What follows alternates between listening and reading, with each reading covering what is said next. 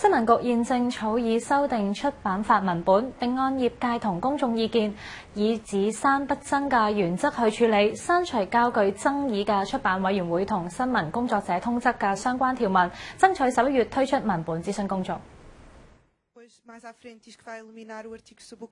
新聞局公佈就修訂出版法同視聽廣播法嘅商議式民調期末報告，連同局方較早之前舉辦嘅多場業界座談會，整理出公眾同業界對修訂兩法嘅意見。喺設立出版委員會同廣播委員會方面，多數嘅意見贊成喺非現行法律規範下，冇官方色彩嘅形式，由業界主導設立。市民更加贊成加入市民參與。至於新聞工作者通則，多數意見認同訂立嘅重要性，但係業界傾向由民間記者團體自行訂定。因應有關條文，新聞局決定以只刪不增嘅原則處理，刪除較具爭議嘅條文。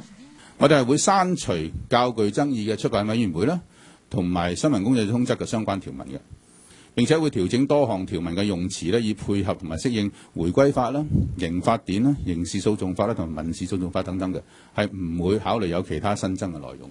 至於被問及冇法律規管點樣去釐定記者工作準則，陳志平話：咁就需要由業界自發制定，相信冇官方介入更加有助保障新聞自由。另外，調查亦都關注到互聯網嘅發展，有市民意見傾向認為互聯網需要受到法律管制，但係並唔係由出版法嚟監管。而業界嘅意見傾向認為互聯網完全自由，唔應該受到出版法或者係各種性質嘅出版委員會監管。而因應電訊網絡範疇法例修訂工作已經啟動，考慮到視聽廣播法涉及較多對廣播嘅技術規範，需要配合電訊方面嘅立法工作，所以政府決定暫緩視聽廣播法嘅修訂，優先處理出版法嘅修訂。